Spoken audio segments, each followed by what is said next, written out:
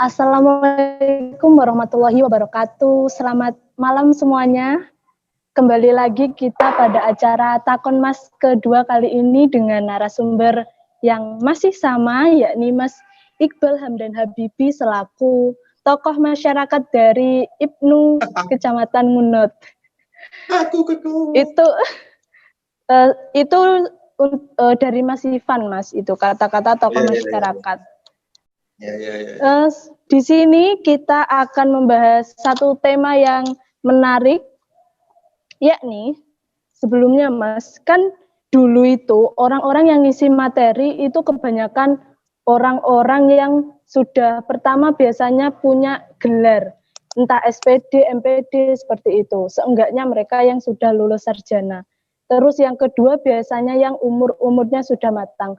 Itu kita alami waktu aku khususnya Makesta pas SD. Jadi umur-umur 12-an dan sekarang 19 tahun. Nah, di umurku yang 19 tahun ini kebanyakan aku lihat tuh di Makesta itu kebanyakan yang jadi pemateri itu anak-anak, bukan anak-anak sih, masih belia lah. Belia dalam hal keilmuan, bisa jadi belia dalam hal pengkaderan, ya bisa jadi juga. Jadi kebanyakan orang-orang sekarang itu yang jadi pemateri, ya wes sopo-sopo kono sing misale melu Ibnu lebih dari 5 tahun, 6 tahun, sing diwongne ranting tersebut utawa daerah tersebut gitu. Menurut sampean dengan tema kita yakni wes pantes ning ngarep, itu pendapatnya sampean gimana? Oke, teman-teman semuanya. Soal pemateri ini memang akhir-akhir ini kurang lebih ya sekitar 2 tahunan ini mungkin ya menjadi polemik tersendiri karena timbul dua kubu.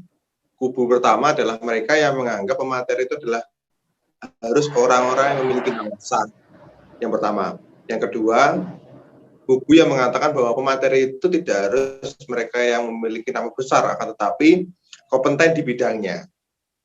Nah, lantas kemudian ada kasus seperti yang Watim alami tadi.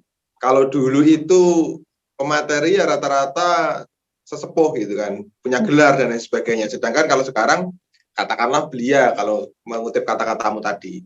Apakah kemudian itu menjadi pertanyaannya adalah apakah itu kemudian mengurangi kadar dari materi? Nah, ini yang harus kita sadari. Apakah sudah pantas berada di depan?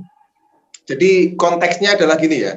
Kalau kita membaca buku pedoman aturan tahun 2018 mengenai pemateri itu, salah satunya di dalamnya itu yang garis besarnya adalah kompeten di bidangnya. Bisa dari alumni, bisa dari tingkat kepengurusan di atasnya, ataupun mereka yang kompeten di bidangnya. Nah, dari sini teman-teman perlu digarisbawahi bahwa umur daripada pemateri itu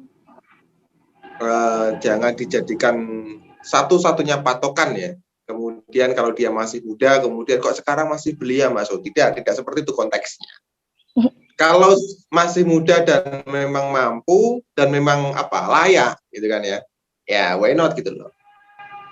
Karena makin ke sini sebenarnya kita harus juga menyesuaikan dengan kondisi peserta. Walaupun ini tetap perlu disesuaikan dengan di daerah lain yang mungkin teman-teman di daerahnya berbeda ya. Kalau kita ngomongkan skup Ngunut ya mungkin seperti itu. Jadi bukan masalah sih umur dia berapa dan seberapa Yang penting itu adalah kadar keilmuannya, yang pertama, yang kedua adalah kompeten di bidangnya. Mungkin itu menurut saya. Boleh langsung masuk, Mas? Yo. Boleh masuk kan ini? Oke. Iya, silakan. Terima kasih Bu Moderator. Saya mencoba masuk ini. Jadi kalau kesimpulan kurang lebih dari jawaban Mas Ibun tadi, asal berkompeten, maka umurnya belia atau sesepuh itu bukan masalah, ngoten kan Mas. Tapi saya mencoba untuk memperluas konteks di sini. Saya rasa semakin ke sini, apalagi karena keadaan dunia lagi pandemi, keberadaan pemateri dadakan semakin meningkat, Mas. Perlu disadari dan perlu kita aware terhadap hal tersebut, kan? Ini menurut sampean terhadap fenomena seperti ini adalah arahnya bagaimana uang ini titik-titik iso dadi pemateri, Mas. Jadi kompetensinya belum tentu, dia ketara titik, dia kelihatan punya branding terhadap hal tersebut. Misalkan katakanlah dia biasa ngupload foto-foto keren, ya meski itu fotonya cuma lewat HP atau apa wis ngono. Nah, itu wis dicap sebagai fotografer dan diperbolehkan dalam tanda kutip untuk mengisi seminar fotografi. Katakanlah seperti itu. Itu sebagai contoh saja. Itu bagaimana, Mas? Sampean melihat fenomena tersebut? Apakah fenomena tersebut baik atau ada hal yang perlu dikritisi atau perlu disolusikan? Itu. Gitu, Mas. Berarti kita cangkupannya tidak hanya pemateri kaderisasi ya di sini ya. Betul. Betul. Oke, kalau gitu kita lebih luas. Jadi gini, kata-kata profesional itu mungkin akan menjadi bias. Oke. Akan menjadi bias karena profesional pun itu mungkin ini masih kemungkinan nanti akan masuk pada kategori-kategori tertentu. Contohnya gini, dulu itu kalau mau ngedit foto yang bagus itu ya di Photoshop ataupun di Corel gitu ya. Sekarang dimanapun bisa, Canva dan lain sebagainya itu kan luar biasa. Dulu kalau mau edit video yang bagus ini walaupun relatif tapi yang layak untuk ditonton ya Adobe Premiere Pro ataupun dan lain sebagainya. Kalau sekarang KineMaster cukup. Pertanyaannya adalah apakah kemudian itu tidak bisa dikatakan profesional? Menurut saya kalau seseorang itu ahli dalam bidang tertentu dan dia menekuninya yaitu dianggap profesional di bidangnya. Kenapa demikian? Karena kita juga sering menemukan pelatihan-pelatihan membuat video pendek, tapi aplikasinya cuma KineMaster, ya kan? Membuat apa, misalkan akhir-akhir ini lah karena belajar daring ya, banyak pelatihan-pelatihan bagi guru-guru itu cara membuat ABC, kemudian cukup pakai HP gitu kan. Nah ini kan juga sangat membantu dari satu sisi. Lantas kemudian apakah fenomena tersebut berdampak buruk, tentu ini harus dipertimbangkan ulang. Konteksnya apa dulu? Kalau kita ambil konteks saya sebagai penjual, katakanlah penjual barang ya, yang harus repot-repot belajar Corel dan keluarganya gitu kan, Adobe Photoshop dan keluarganya, tentu saya akan memilih yang lebih simpel. Ya saya akan memilih apa, Canva, Pikai Pro dan lain sebagainya, daripada sebelah. Toh kita bisa membuatnya secara pribadi di HP. Tapi itu saya rasa apabila dipahami dengan seksama, tentu orang-orang itu nanti tidak akan mempertanyakan kamu memakai aplikasi apa, tapi hasilnya seperti apa. Kan seperti itu. Lantas kemudian apakah kamu pemateri dadakan di seminar-seminar katakanlah seperti itu menjadi sebuah permasalahan ya. Saya rasa selama seminarnya ada sangkut pautnya dengan apa yang ia kuasai ya nggak masalah.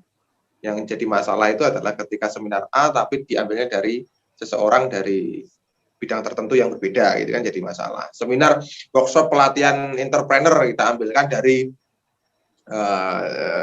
orang yang tidak pernah berentrepreneur kan, ya lucu sekali.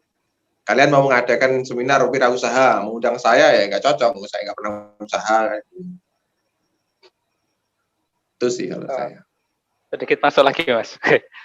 Jadi kurang lebih kayaknya ke depan tuh menjadi narasumber itu bukan sebuah pencapaian lagi, Mas. Jadi semua orang bakal bisa memberikan kesotoyannya itu, menurut. Iya gak sih? Aku kasar-kasarnya seperti itu. Katakanlah. Gini, kalau konteksnya sotoy ya, sok tahu itu, ini nanti beda lagi, Pan. Bedanya ini. Kalau gini loh, uangnya yang mengatakan sotoy itu siapa sih? Orang yang melihat. orang yang melihat kan, bukan orang yang mengundang kan. Dia diundang karena dia punya katakanlah dia diundang panitia karena panitia melihat dia ahli di bidangnya, karena dia melihat, bukan karena dia sotoinya gitu. Kemudian ada si B ini melihat video lain, anak ini sotoy, saya tahu track recordnya dan ABC lah, itu kan baru kemudian ada kata-kata sotoy. Nah, kemudian kalau dilanjutkan lagi, berarti di masa yang akan datang menjadi pemateri itu bukan sebuah capaian dong. Saya rasa sejak dulu jadi pemateri itu bukan capaian, karena capaian terbesar itu bukan jadi pemateri, tapi dia kenapa dia diundang sebagai pemateri itu capaian. Paham nggak sih? Alasannya bukan dia, Mas. Bukan dia jadi pematerinya, bukan, tapi kenapa kok saya mengundang dia? Nah, itulah capaiannya gitu loh.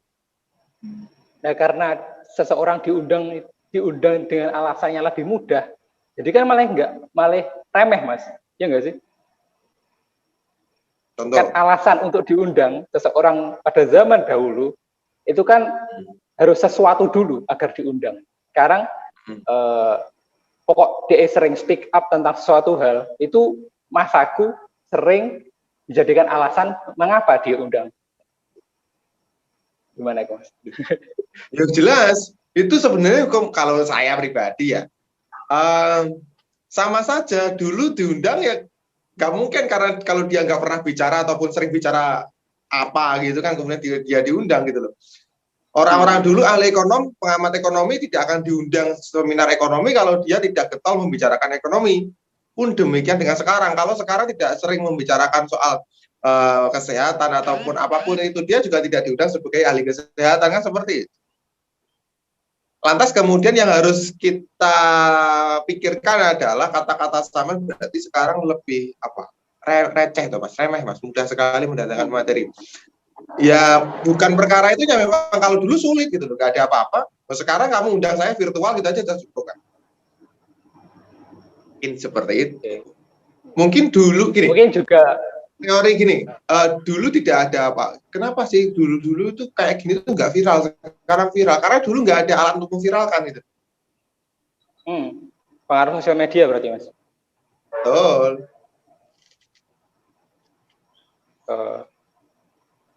Monggo yang lain.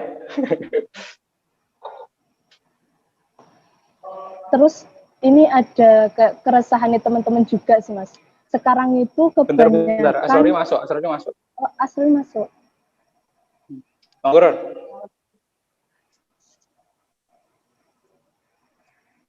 Nggak jelas, Ror. Suaranya.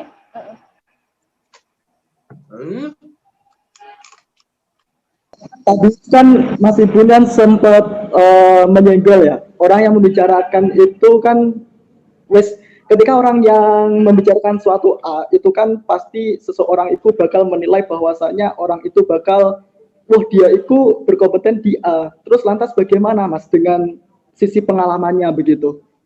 Apakah orang yang sering membicarakan itu akan berbanding lurus dengan pengalaman yang dia punya, Mas? Dan konteks ini tuh sering kita temui di beberapa seperti webinar dan lain sebagainya, yang orang itu ya mungkin dia itu sedikit tahu tentang masalah suatu hal, tetapi dia itu berani untuk mencoba mengisi dan membahas hal tersebut, Mas. Padahal kan outputnya nanti tidak dimengerti nanti bagaimana ke depannya begitu. Menurut Saman bagaimana Mas tentang itu? Oke, ini menarik lagi. Ketika ada orang yang memang tidak ahli di bidangnya ataupun diundang, katakanlah ada orang diundang, apakah ketika dia berbicara sesuatu itu berbanding lurus dengan pengalamannya yang ia dapatkan sehingga nanti mampu memperoleh pelajaran yang kemudian ditularkan kepada orang lain? Saya rasa ya tentu tidak. Kalau kita pakai hukum fair-fairan ya, kalau kita pakai hukum husnudon ya tentu ya. Tapi gini, orang itu kan dibagi menjadi beberapa hal. Ada yang dia ahli dalam teori tapi prakteknya lemah. Ada yang ahli dalam berbicara tapi tulisannya juga lemah. Ada dia yang punya pengalaman besar, tapi tidak bisa menceritakan pengalamannya. Ada yang memiliki pengalaman sedikit, tapi dia mampu menceritakan pengalaman yang sedikit itu seolah-olah dia memiliki pengalaman yang sangat luar biasa. Ada orang yang beruntung gitu aja, katakanlah seperti itu. Nah, lantas bagaimana, Mas? Ini akan tidak menjadi masalah kalau tidak kita permasalahkan gitu loh. Akan tidak menjadi masalah kalau tidak kita permasalahkan gitu loh. Yang menjadi masalah adalah kenapa kita permasalahkan masalah yang seharusnya tidak kita permasalahkan gitu kan. Itu menurut saya. Berarti bermasalah, Mas. Bisa, Mas. Berarti bermasalah dong. Harus bermasalah ini, Mas. Kenapa kita permasalahkan yang hal tersebut tidak sebenarnya memungkinkan tidak bermasalah gitu loh. Contoh gini. Karena apa? Contoh gini. Ketika kalian undang saya, panitia itu tidak akan menilai saya adalah orang lain. Orang lain bisa audiens, bisa peserta dari virtual dan sebagainya. Mereka akan menilai saya itu adalah mereka. Ini orang layak atau tidak untuk diundang dan lain sebagainya. Ini acara seperti ini kok kemudian diundang sebagai A, ngomong A, tapi kok ketika di lapangan berbeda. Ini akan menjadi masalah. Tapi poin plusnya di sini adalah seorang yang datang itu tentu memiliki pertimbangan untuk memutuskan dia berbicara mengenai suatu masalah tersebut. Karena ya saya masih meyakini ya, terlepas dari banyak fenomena-fenomena yang sampai katakan tadi seperti pemateri dadaan dan lain sebagainya, saya catat di sini. Itu tentu tidak lepas dari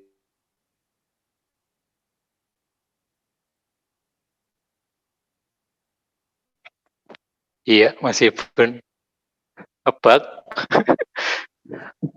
Nge-freeze, Mas. Saya juga tidak pernah mendeklar katakanlah seperti itu. Yang menganggap ahli di bidangnya kemudian dia diundang. Nah, itu yang kemudian menjadi masalah menurut saya. Dan terakhir, apakah kemudian menjadi pemateri itu adalah saya kembalikan capaian ya, saya rasa tidak melulu menjadi pemateri adalah sebuah capaian. Pemateri coba ngomong gitu kan, yang berapa persen yang dapat kita terima tergantung kita sendiri. Yang kemudian yang perlu kita catatkan di sini adalah kalau kita mau menyampaikan sesuatu, tentu usahakanlah sampaikan apa yang kamu pahami, bukan apa yang ketahui, apa yang kamu pahami. Sehingga saya rasa saya juga sering menolak beberapa undangan yang itu tidak sesuai dengan kapasitas saya. Seperti itu. Oke, baik. Kita lanjutkan. Kalau tadi yang aktif itu sudah Mas Ivan sama Mas Asrori. Sekarang mungkin dari Arjun atau Mas Wahyu mau menyampaikan keinginannya atau pertanyaannya kepada Mas Iqbal mengenai tema kali ini. Ada yang Q&A juga ya? Iya, ada Mas. Oke. Nanti kita bahas yang terakhir aja. Bagaimana teman-teman? Sedikit masukan mungkin. Jadi gini Mas, ini sebenarnya selain kita melihat fenomena-fenomena yang ada di sekitar kita, ini sebenarnya bukti keinsecurean kita. Setelah kita latih, mungkin ada yang laku, kita sering speak up, kita sering ngomong di berbagai tempat, kan. Tapi apakah kita berkompeten untuk ngomong tersebut kan? Tidak ada bukti nyata, bahwa kita berkompeten dalam hal tersebut, kan. Tidak ada sertifikasi sing mengatakan bahwa kita berkompeten untuk membicarakan mungkin kaderisasi, mungkin KNU-an atau opo wis menguatkan ini. Iku sih Mas Asjin. Dari mengkritisi fenomena. Kalau ini memang harus ngomongkan pengalaman ya. Ini kasusnya persis ketika, jujur saja teman-teman semuanya, ketika saya itu menerima amanah sebagai koordinator kaderisasi pun, kalau kita ngomongkan IPNO, ini saya sangat merasa tidak mampu, dalam artian bukan belum kelasnya lah, apa bahasa mang, insecure ya, itu. Karena apa? Juga tidak ada pembuktian yang signifikan terhadap itu. Namun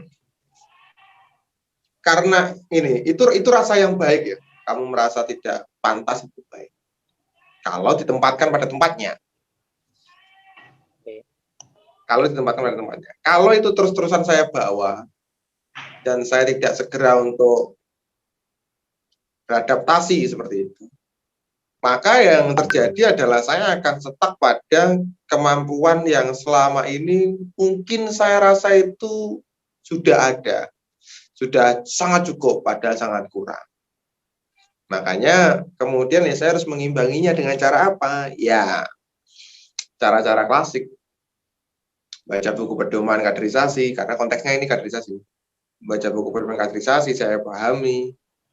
Walaupun saya rasa masih juga kurang begitu paham, katakanlah seperti itu. Kaderisasi IPNO, kaderisasi juga IPPNO, mencarikan titik tengahnya, itu yang kemudian harus kita paham. Bola, saya mengatakan demikian itu bukan berarti saya orang yang paling paham. Saya hanya ingin mengejar ketertinggalan saya. Karena saya akui bahwa pemahaman saya itu lemah terhadap suatu hal.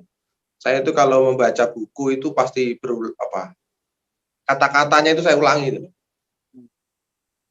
Tidak cukup satu kali baca dalam satu paragraf. Karena ya pemahaman saya lemah. Kemudian apakah saya pantas? Tentu saya merasa tidak pantas. Saya tidak merasa tidak pantas. Dan itu wajar ya teman-teman semuanya. Kalian alumni Latin Latpel ini saya rasa wajar. Tapi akan menjadi masalah, sekali lagi, akan menjadi masalah ketika sampean tetap memiliki pemikiran seperti itu dan sampean tempatkan pada tempat yang tidak tepat gitu. Oke lah, kamu merasa tidak pantas, tapi tugas dan kewajibanmu jangan kamu tinggalkan gitu.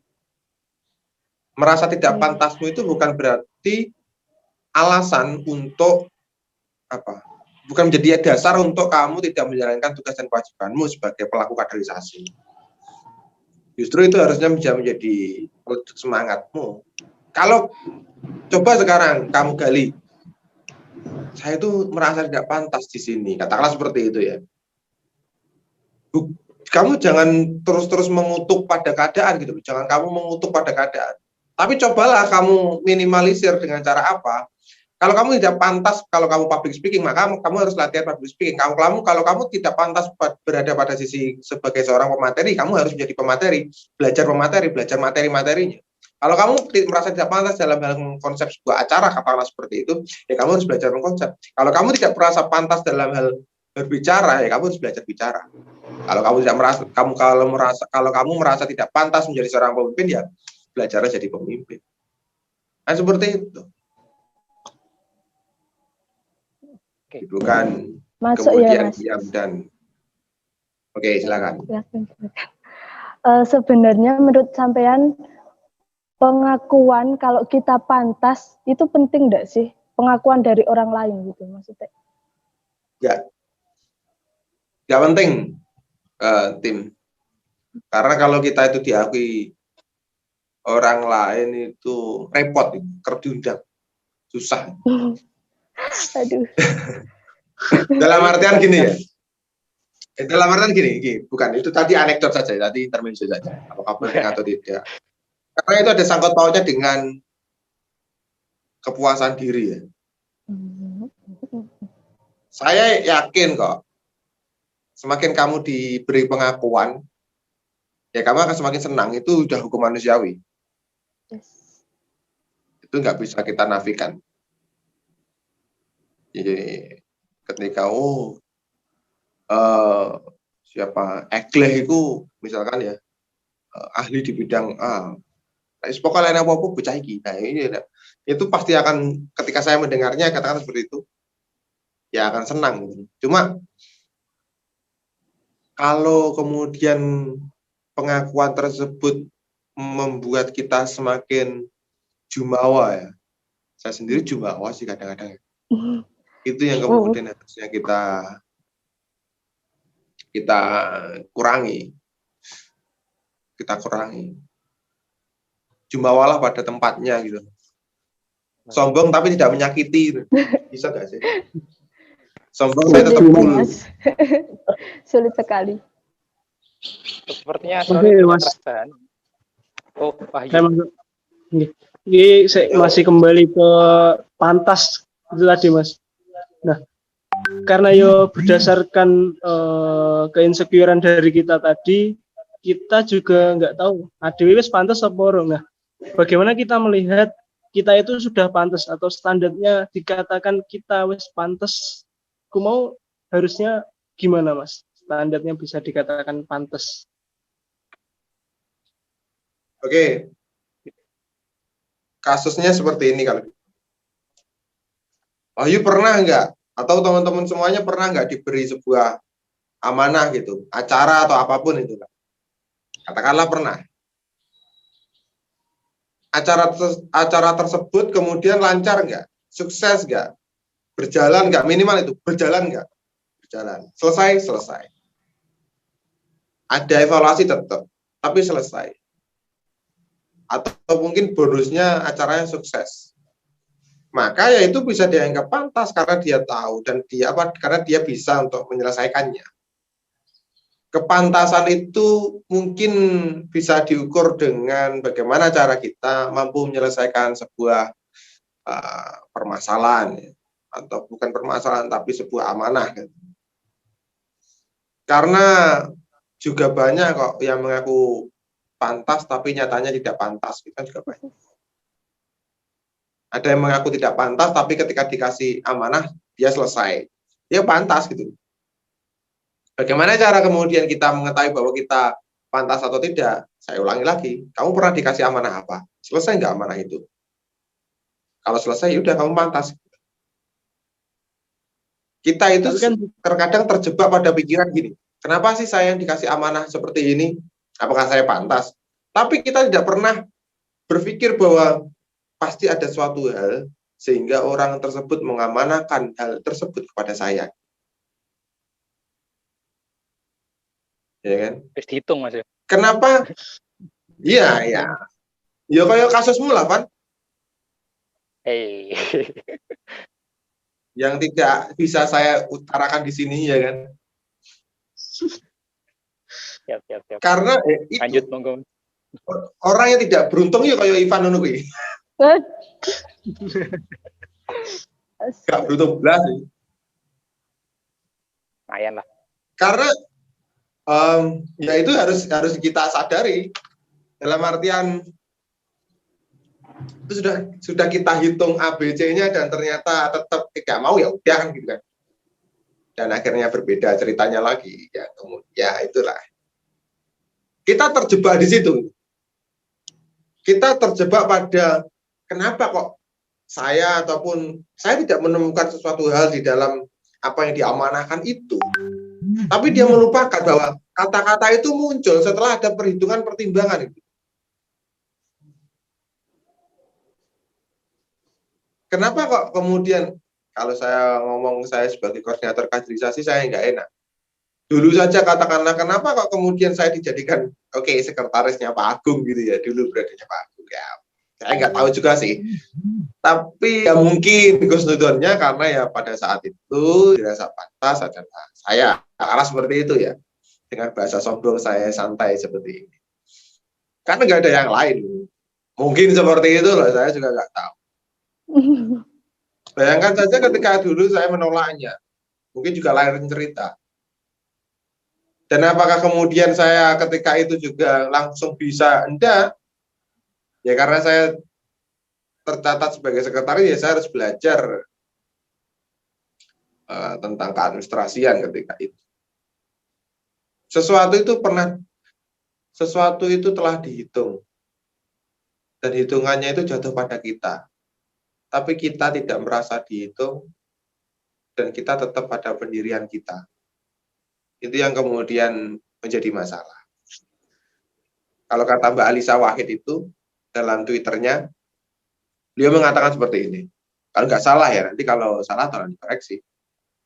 Kita itu cenderung egosentris. Kita bisa berbuat apapun, tapi kita tidak bisa memastikan konsekuensi yang ada di sekitar kita. Adewe iso wis ngarepe ngapo iso penolak ABC dan sebagainya bisa dengan segala prinsip. Tapi konsekuensi yang ada di sekitar kita tidak bisa menolaknya. Sehingga saya rasa penting bagi seorang seusia kita ini, seusia sampean, teman-teman yang sekarang berproses di PAC atau makan di ranting, kegiatan-kegiatan yang sifatnya memupuk percaya diri ya, itu digalakkan lagi. Karena saya berada pada posisi hipotesa, kesimpulan awal. Orang-orang seperti ya kelima anak ini ya, saya contohkan, merasa tidak pantas itu karena dulu di rantingnya itu mungkin tidak ada kegiatan yang sifatnya mampu memupuk percaya diri kalian, teman-teman. Entah itu iya apa enggak. Karena gini, ini beda dengan ketawaduan ya teman-teman ya, beda ya.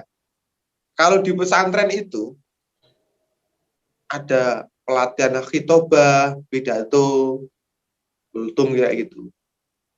Ada kegiatan lalaran, MC, cerdas cermat dan lain sebagainya yang itu rutin gitu loh. Itu rutin. Walaupun sepele tapi rutin. Ketika pulang, saya mengakui saya bisa bicara seperti ini karena ya dulu saya di pesantren dilatih seperti itu gitu. Coba kita lihat ranting-ranting adewe yang betain. Pirangannya ranting sih di kegiatan yang sifatnya public speaking.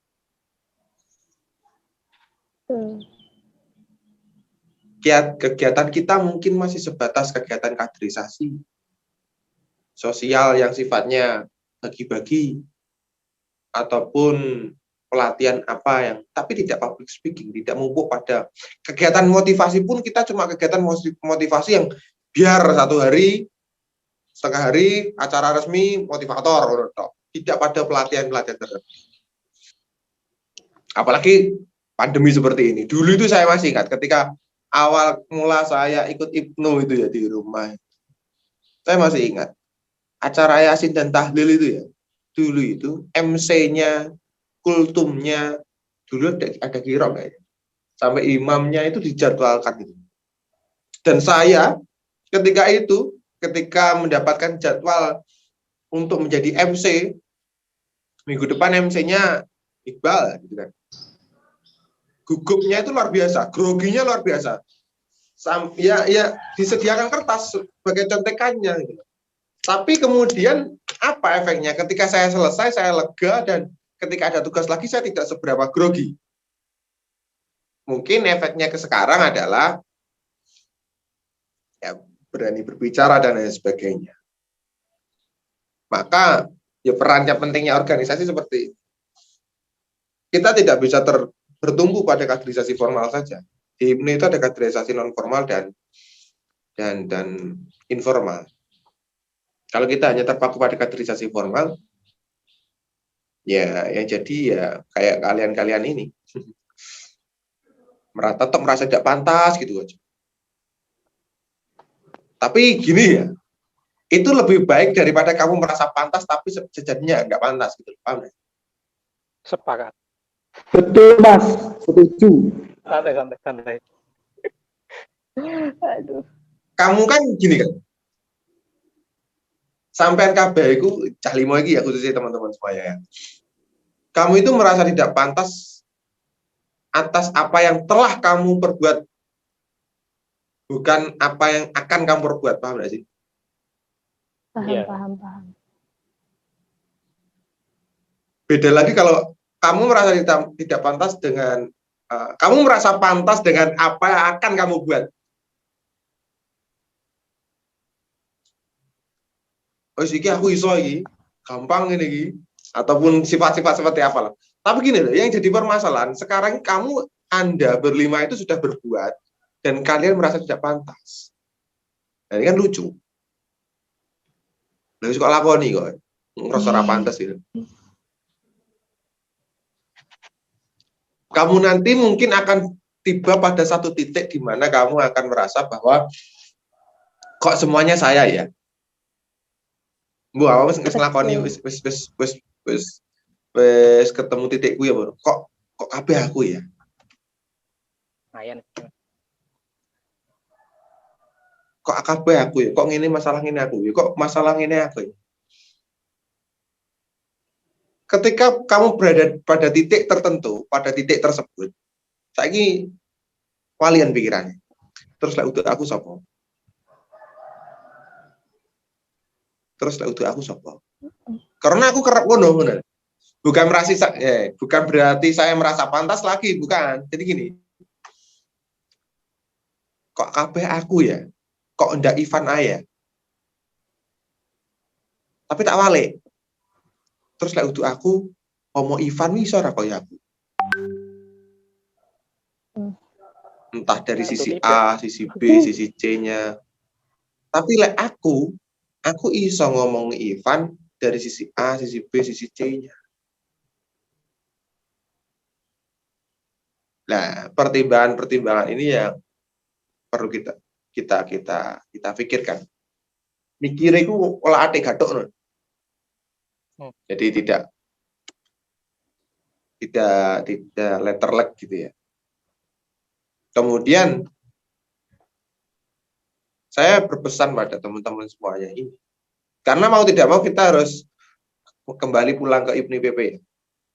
Kelima instruktur dan pelatih di Kecamatan Bulet ini sebisa mungkin harus membantu departemen lain dalam hal menciptakan program pelatihan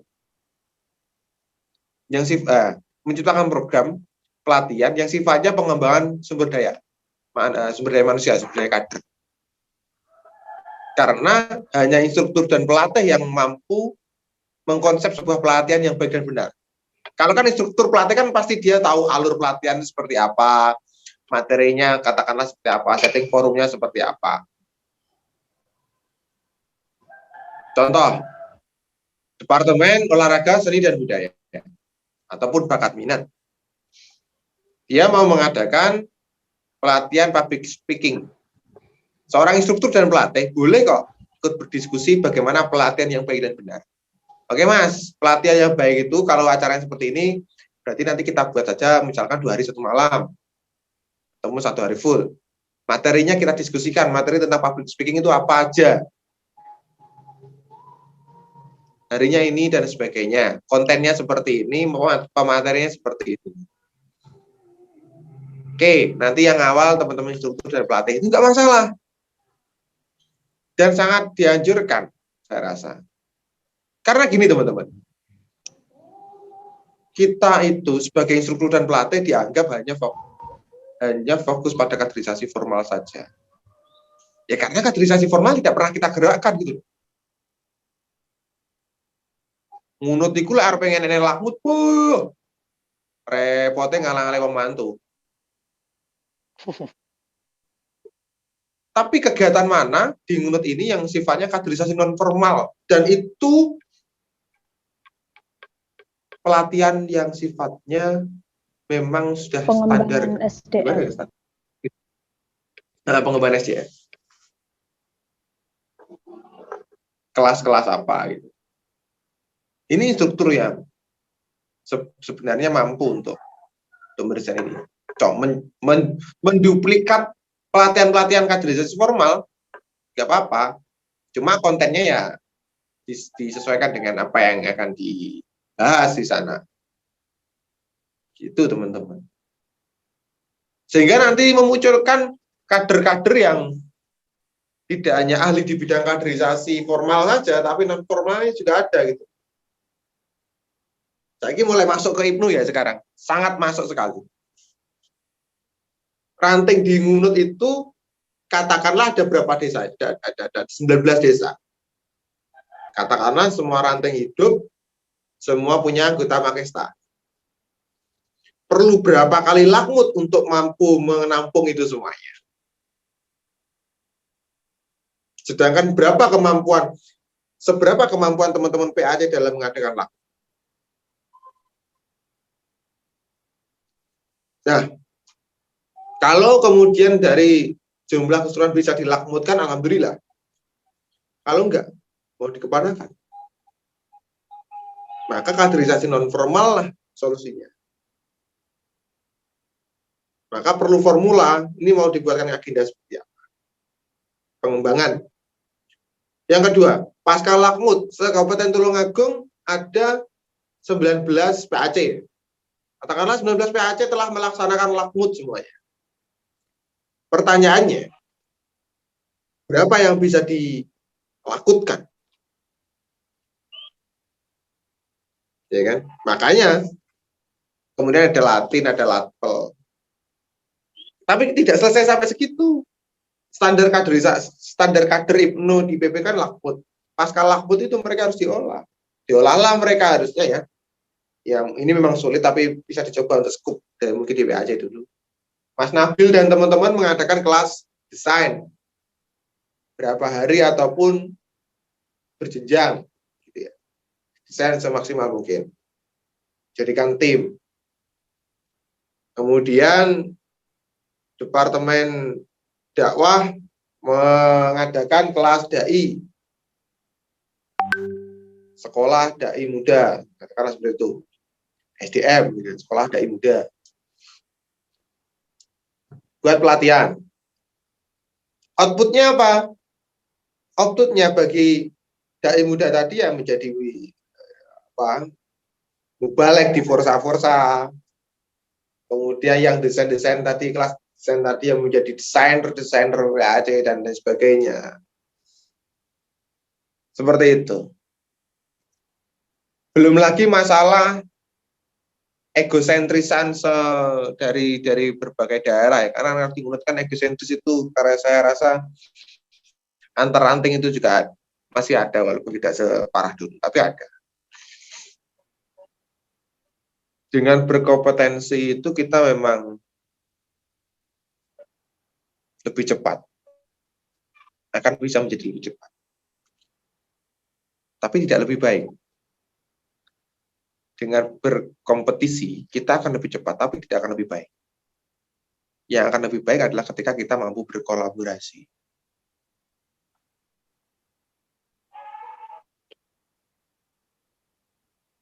Kalau gini, pemerataan ini penting. Di ranting ini bisa apa, ranting ini bisa apa, ranting ini bisa apa, itu digeluti dan teman-teman di PAC juga mampu memetakannya. Kalau kamu butuh A, berarti di ranting ini. Kalau kamu butuh B, berarti di ranting ini. Maka nanti ya PAC-nya akan bagus. Dan itu saya sadari ketika saya sudah duduk di PAC lagi.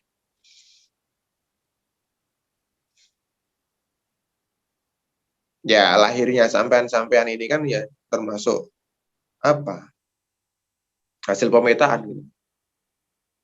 Anane Arjun, anane Pan Kotim mau Kuatim, terus Wahyu dan Asrori.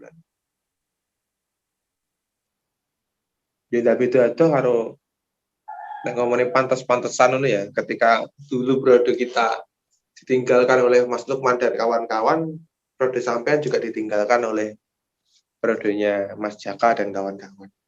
Ini sama saja. Berputar. Tapi terlalu ngejelek kan? Nanti bro, kalau ada gimana?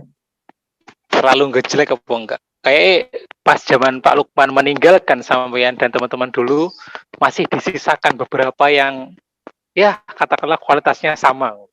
Tapi kalau sekarang kayak tak rasa ngejelek dulu Mas. Umurnya sing di bawah belum terlalu mateng tapi ditinggal ini kayak loh. Saya rasa tidak Mas Ivan. Mungkin yang kamu dianggap kenapa kamu tidak menganggapnya, kenapa kamu menganggap jelek gitu ya? Karena kamu telah menjumpai orang itu sejak lama gitu loh, sehingga ya wis akrab. Beda karo wong sing biyen sing ndak tahu kok ketemui sehingga mereka dianggap setara. Dulu ketika ditinggal oleh Mas Lukman dan teman-teman 8 orang ketika itu. Ya kita bingung di awal itu ya apa? Menyamakan chemistry itu lama. Apalagi saya tiba-tiba jadi sekretaris gitu. Yang kemudian saya rasa nggak ngejek amat, santai aja.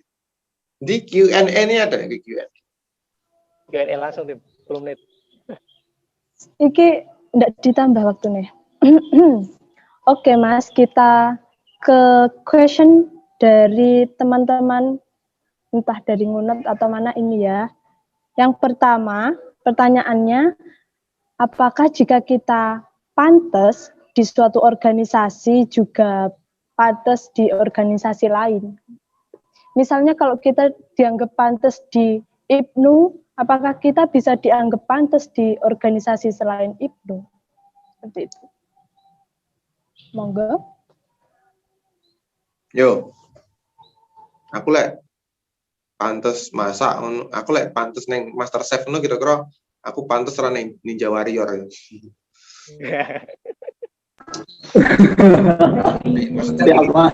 Maksudnya gini. Maksudnya organisasinya itu kalau sama-sama organisasi kepelajaran ataupun apa intinya sosial kemasyarakatan ya fair-fair aja lah. Pantas gak pantas sih kalau urusan nilai. Gitu sih. Gak sarwat-ruwat. Pantas lah, pokok awak misalnya pantas. Oh iya. Terus pertanyaan yang kedua Mas, bagaimana kita tahu kalau kita sudah pantas ning ngarep? Bagaimana? Kang wes tak sauri, betul video sebelumnya. Next. Oke. Next ya, pertanyaan yang ketiga. Pertanyaan yang ketiga, iki di luar konteks sih Mas, iki apa nggak apa-apa, di luar tema kita, pertanyaannya. Nggak apa-apa. Kapan lakut lagi Tulungagung? Kapan nggak usah disauris deh Mas. Oh, nggak usah wes. Kak Wopo itu paling segini aku Tulungagung iku.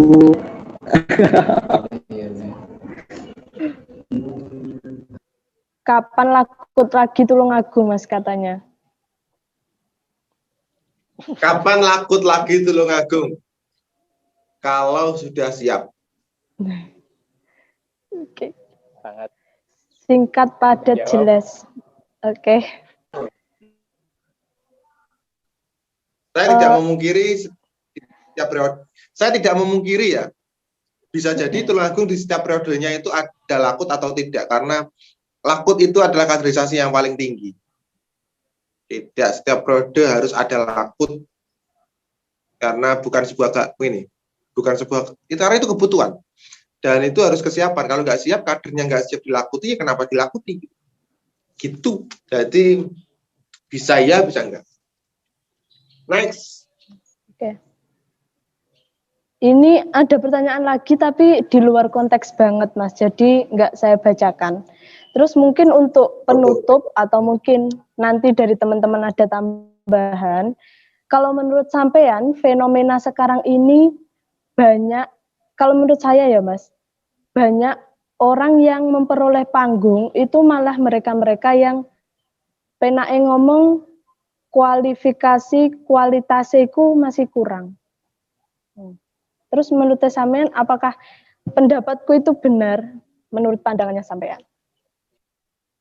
Ya, kenapa? Karena orang yang merasa pantas, dia tidak menggunakan kepantasannya untuk maju di depan. oh, itu poinnya. Sehingga orang yang kamu rasa tidak pantas, dia yang malah mendapatkan panggung tersebut. Panggung yang harusnya diisi oleh orang-orang yang pantas, tapi orang-orang yang pantas itu merasa tidak pantas untuk di depan. Ini bumerang. Ini bumerang. Jadi salahnya yang pantas, Mas, kesimpulannya. Ya jadi Gus Bah, awak mungkin ngalim, ngaku ngalim dulu. Oh. Marilah kita mengeklaim diri kita sendiri, teman-teman. Ya, sombonglah ketika kamu punya, ketika ada yang kamu Hal yang sombongkan. untuk disombongkan. Siap. Oke, siap. Ada yang sombong. Mungkin dari teman-teman yang lain ada pertanyaan lagi sebelum kita tutup.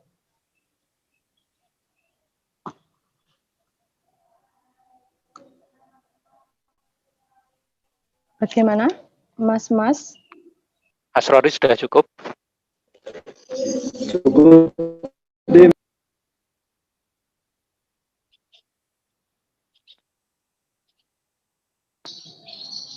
Bagaimana yang lain?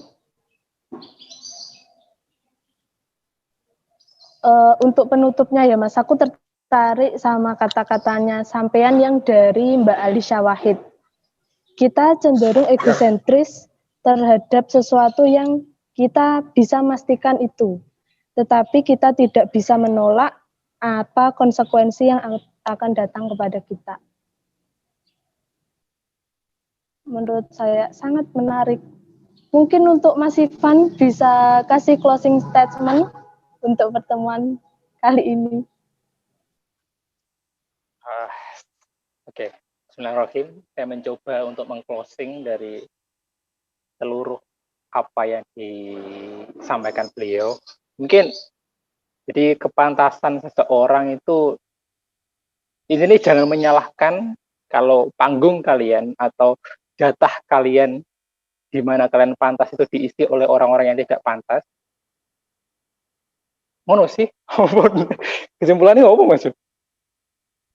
Itu sih. Jadi kalau saya merasa pantas, ya teriak pantas. Jangan salahkan orang yang tidak pantas. Jangan salahkan orang yang tidak pantas itu naik ke panggung. Kalau kamu yang sudah, kalau yang pas saja seperti kamu ini, itu tidak mau naik ke panggung tersebut. Kesimpulannya pede gak sih Mas? Pede aja wis. Kalau emang punya pede aja. Pede. Lakoni itu. Jangan salahkan itu orang sih. Jangan salahkan orang yang tidak pantas naik panggung, dapat panggung. Sedangkan orang yang layak, yang pantas itu ya mau naik panggung, panggungnya terbentuk. Ya itulah closing statement-nya dari Mas Igun saja. Jangan ada kesimpulan di diskusi ini. Jangan ada kesimpulan di diskusi. Siap.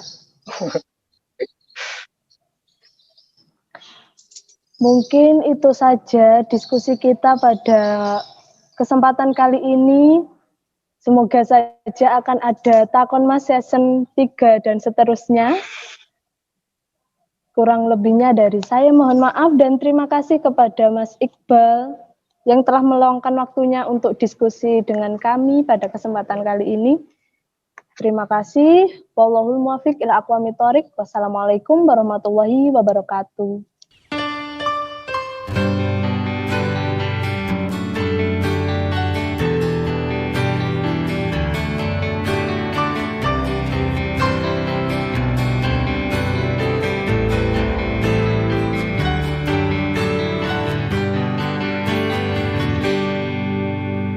Seiring berjalannya waktu, dunia tak lagi sempurna. Seiring berjalannya waktu, pedulian semakin hilang. Kami para pelajar tak akan menyerah, menjaga kedaulatan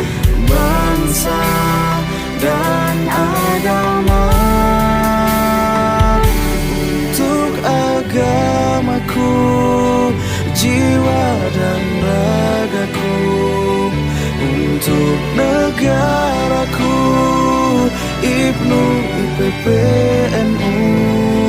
Bangkitlah bangsaku, kami bersamamu, diiringi doa para ulamamu, Nahdlatul Ulama.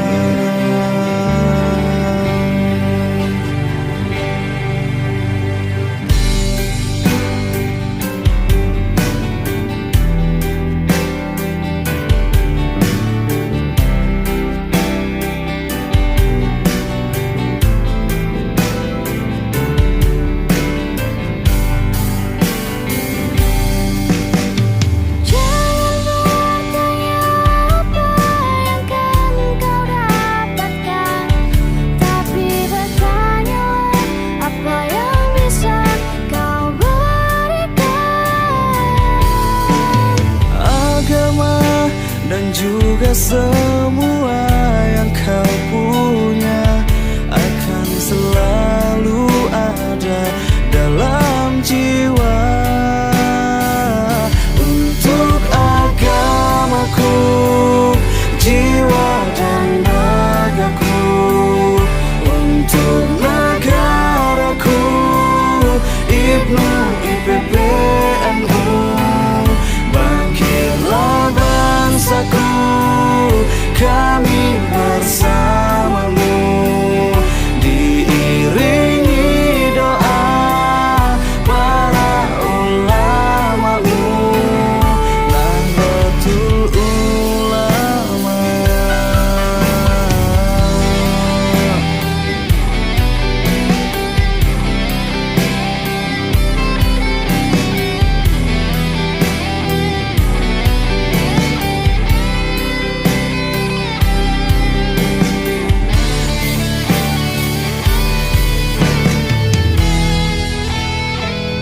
Untuk agamaku, jiwa dan ragaku, untuk negaraku, IPNU, IPPNU. Bangkitlah bangsaku, kami bersamamu, diiringi doa para ulamamu. Untuk agamaku, jiwa dan ragaku, untuk negara